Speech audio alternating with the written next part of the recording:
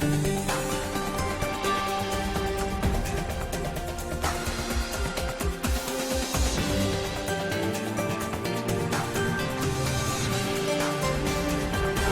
today's World Insight, Kazakhstan in the cusp of violence as Collective Security Treaty Organization forces arrive. What's next for the Central Asian nation? Repercussions of political conflict and intervention? The Kazakhs have an enormous Russian minority within their borders that has been there at peace. 20%. But lately, by the way, there has been an uptick in Kazakh nationalism.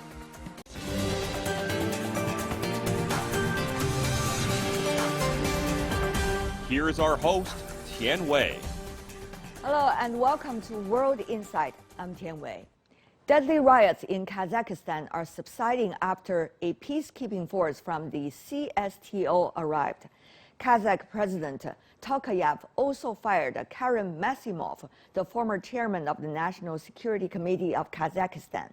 Masimov is considered to be a close ally to former President Nazarbayev. Political developments in Kazakhstan have far-reaching consequences as Russia-led CSTO forces make their first-ever deployment to tackle so-called foreign interference. Russian President Putin is expected to engage in crucial talks with the U.S. and NATO this week. Let's unpack this developing story with a panel discussion I had earlier from guests from different perspectives.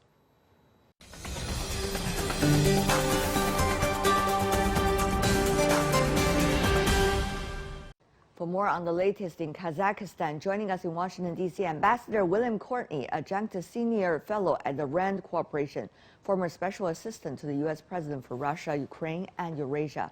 In Washington, D.C., Anton Fedashian, professor of history from American University.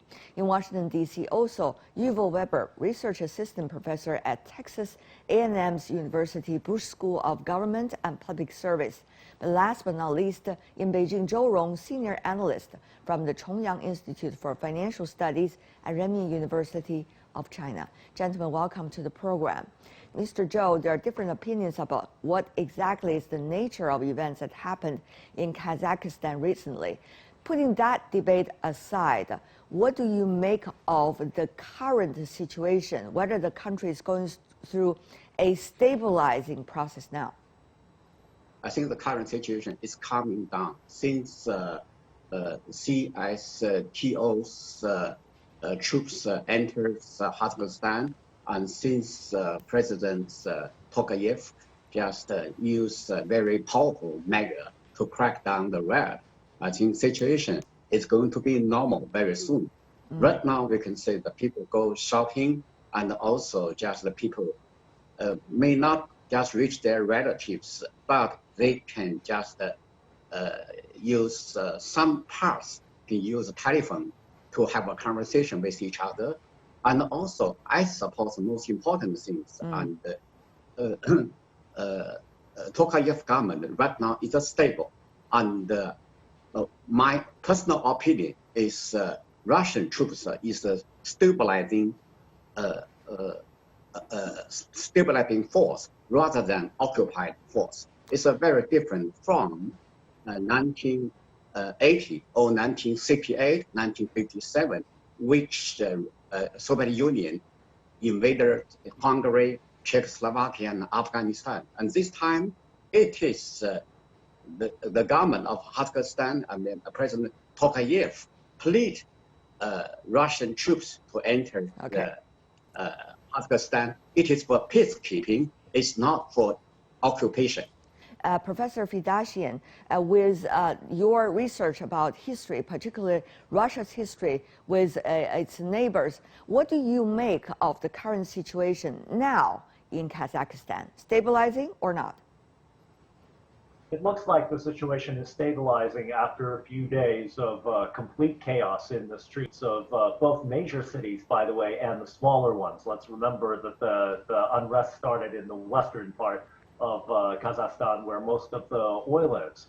Russia's relationship with Kazakhstan in the post-Soviet period has been relatively stable. First of all, it's very important to remember that when the Soviet Union was dismantled by its local Republican elites, the Central Asian republics were actually the last to leave the Union. If you look at the dates of the departure, Russia actually bolted earlier, and then the Central Asian republics ended up going mostly after the failed putsch against Gorbachev. So there was an understanding in Central Asia that a renegotiated union, the one that Gorbachev attempted to implement, which is what almost got rid of him in August of 1991, that was a better alternative.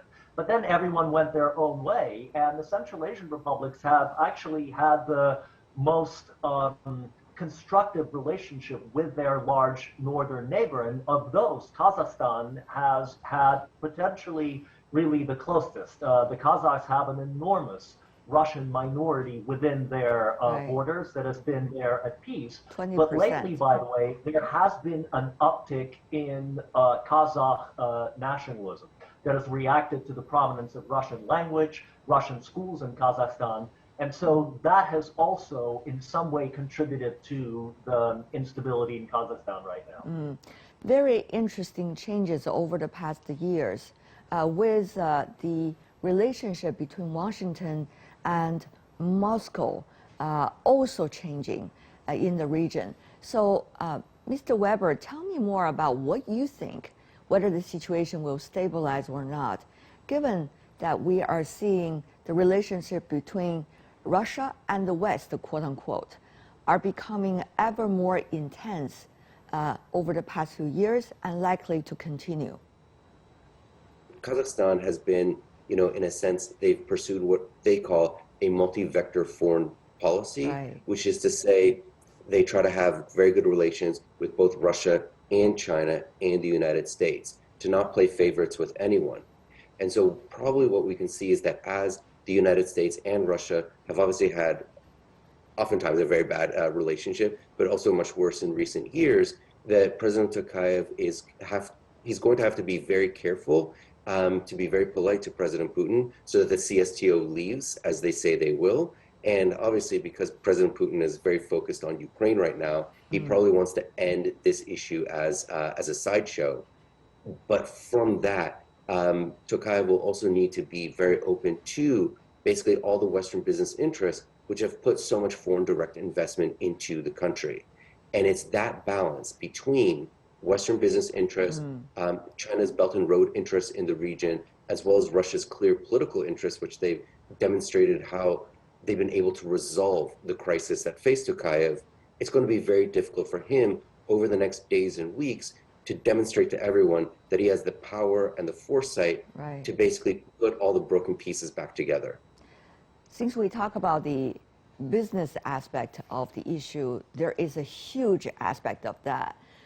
Kazakhstan, Professor Fedashian, as you may know very well, is rich in coal, oil, natural gas, and also uranium, as well as the components that's important for many of the latest technologies, including nuclear technologies and also Bitcoin, just to name a few. Now, Professor Fedashian, the country is also critical in its business interactions, both with Turkmenistan and also with countries like China and certainly Russia as well. How do you see its very important natural resources and geographical location in terms of deciding whether it is going to have a likely stabilizing situation soon? Professor Fedashian.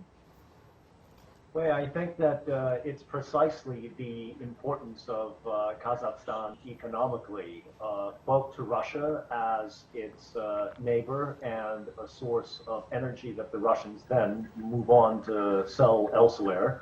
Also to China, that it's this centrality of Kazakhstan that will ensure that the Russians and the Chinese, first and foremost, they are, of course, the most influential powers in that region, that they will cooperate to ensure stability in Kazakhstan. And if that means propping up Tokayev's regime, which is where everything looks like it's going, then that's exactly what's going to happen. Listen, the last thing that business interests, let alone the interests of Kazakh people, are concerned, the last thing that these groups want to see is an implosion of the state, and more importantly, the hijacking of what began as peaceful demonstrations with legitimate socio-economic and political concerns.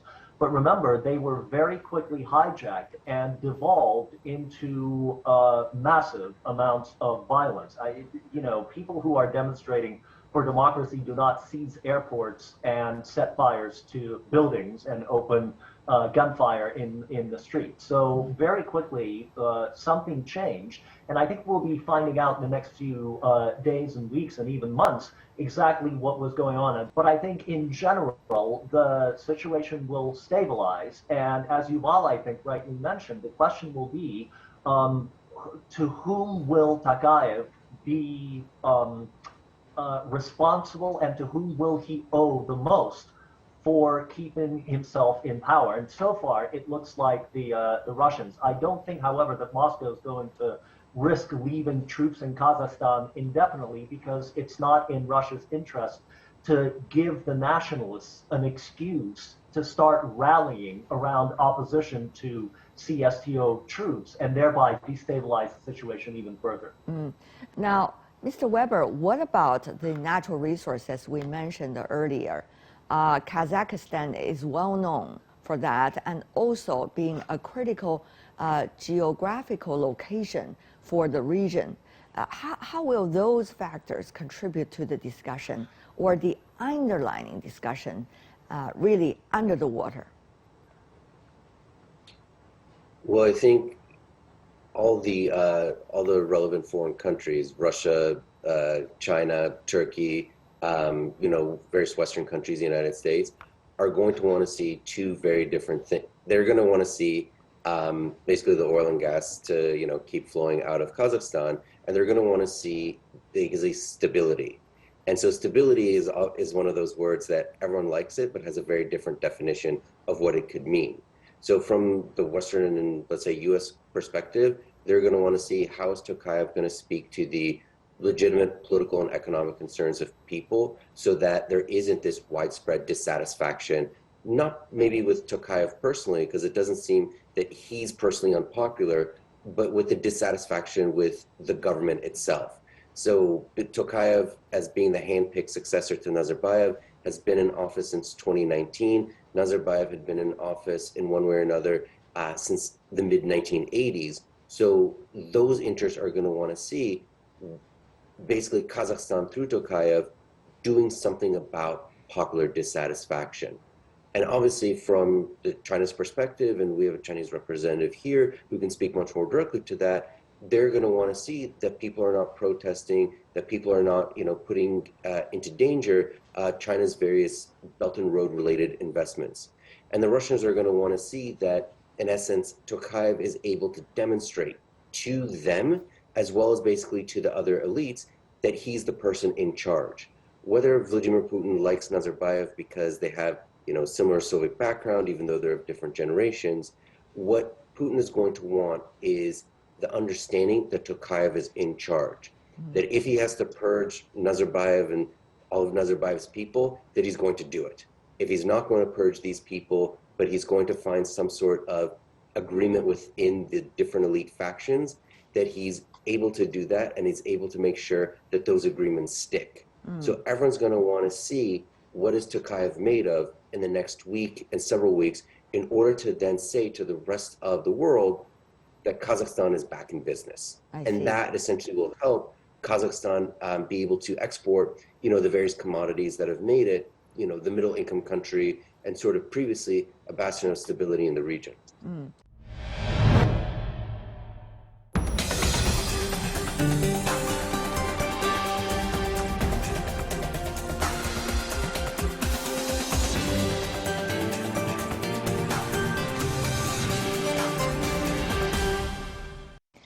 Mr. Zhou, 2 points. Yes. One is the balance of diplomacy, as being mentioned by our various guests, that Kazakhstan government has been trying to pursue over the past years.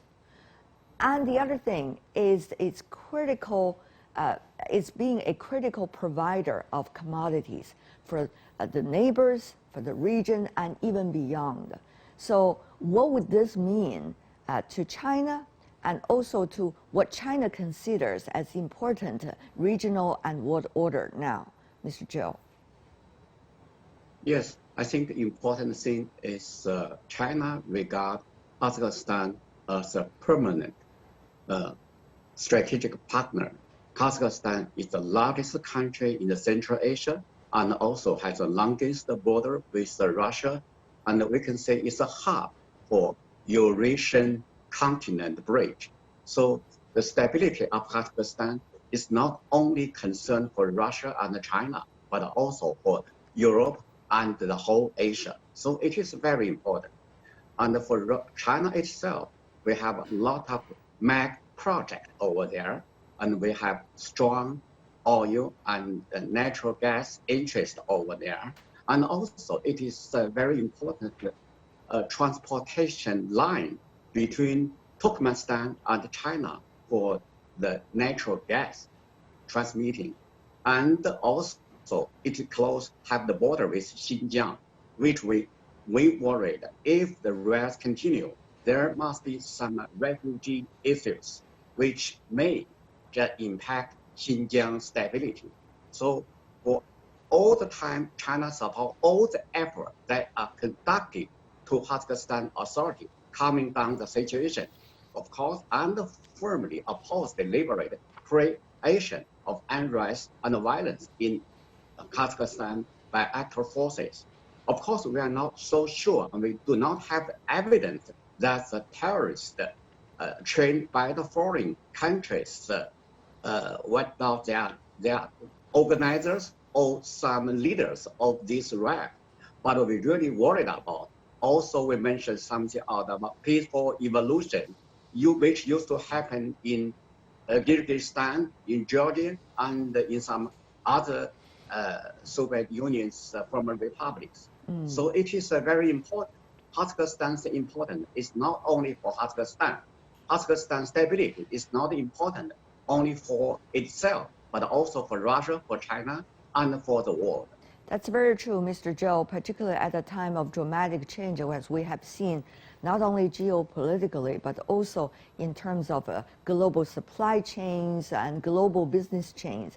So tell me more, Mr. Weber, about how do you expect that, just a abrupt instability in Kazakhstan could influence the direction of discussion about the regional stability and about the still fluid geopolitical tensions in this part of the world and across the Pacific?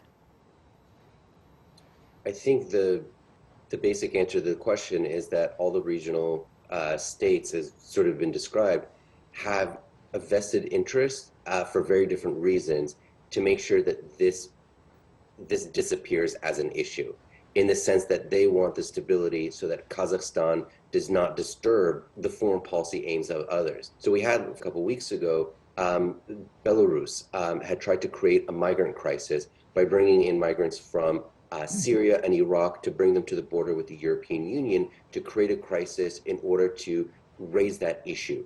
And once the Russians understood that this was distracting from Russia's desire to basically reshape European security architecture on the subject of Ukraine and NATO and those issues, basically brought that thing to an end immediately.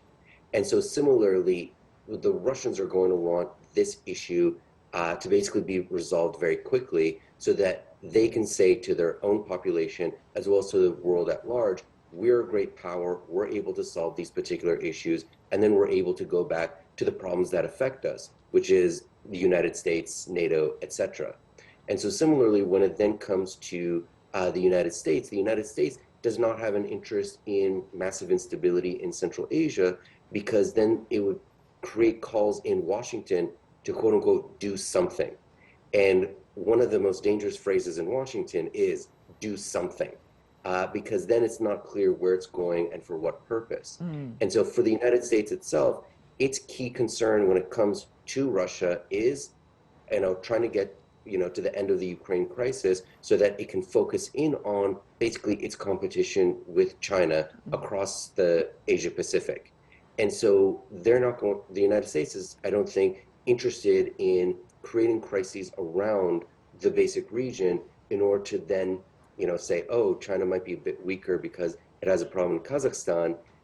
As we've seen basically since time immemorial, once violence begins, once instability begins, it's not a thing that can be easily controlled or shaped in one direction or another. Right. So that seems to be the core interest of all of the larger countries, is to help Tokayev in one way or another, basically bring this to an end. Professor Fedashian, are you as both optimistic and pessimistic to a certain extent about the issue as Mr. Weber? I actually agree with you all, and I'm quite optimistic that this will be settled very rapidly, because it's in everyone's interest not to let this get out of control. The Russians will be in the winning position ultimately out of this if it gets settled quickly and peacefully, which so far it looks like it's moving in that direction. And that is because Tokayev will be beholden to Moscow ultimately for remaining in power. Now, that does not mean that he will be a puppet. It never works out that way with great powers and client states. We know that from history. But he will be more dependent and more liable to listen to Moscow and to listen more closely than to listen to Beijing or to Washington. We'll see how this plays out. Yeah. Ambassador Courtney, your thoughts from Washington's perspective or your personal perspective? I've known Ambassador Tokayev for 30 years. He's a career diplomat, very thoughtful, very well respected internationally. The extent to which he has an independent power base in Kazakhstan is uncertain. Because he has now called for Russian troops to come into Kazakhstan, an unpopular step, it's unclear what his future is going to be, but he is evidently reflecting a political faction, if you will, that for the moment seems to be dominant in the capital. So rather than focusing on people, I would focus on a continuation of the power elite that really has been governing Kazakhstan for some time, but without the stupendous corruption of the Nazarbayev family. Nazarbayev has 3 daughters, all of whom are billionaires. This has really caused some embarrassment for the leaders in Kazakhstan, and so his potentially being pushed aside here may be an effort by the power elite to maintain control, but without having to defend the corruption of the Nazarbayev family. But to maintain control, they're going to have to deal with some of the concerns raised by the peaceful protesters. There's been too much income inequality, too much corruption, and too much money spent on the Astana capital. Last but not least, Mr. Zhou Rong from China, the same question as well. I really think that the things is going on better and better. Number one is President Tokayev not only just cracked down the unrest and violence, but also they said they were going to address the current problem, like anti-corruption, like to limit some rich people, like to encourage the improvement of the people's life, and also on another thing that is still continue to crack down the terrorists. For the diplomatic stage, and I think it is right for President Tokayev to invite the CSTO to come to Kazakhstan to do the peacekeeping, not too much, but I suppose after the mission finished, I think the troops of the foreign troops will go out of the Kazakhstan, let Kazakhstan itself to resolve its own problem. Thank you. I want to thank all of you, gentlemen, for putting out your insights at this critical moment, because it is very important to hear different thoughts and different voices from different perspectives right now, as the world is much more complicated than just in black and white. Thank you so much for joining us. William Courtney, Anton Fedosian, Yuval Weber, and last but not least, Joe Rome. Thank you. Really appreciate that. That's my earlier discussion with guests from different perspectives on the issue of Kazakhstan. That's all we have for today. If you'd like to know more, search World Insight or check out our YouTube channel. Follow us on Twitter and Facebook. I'm Tian Wei. On behalf of the team, thanks for being with us, and bye for now.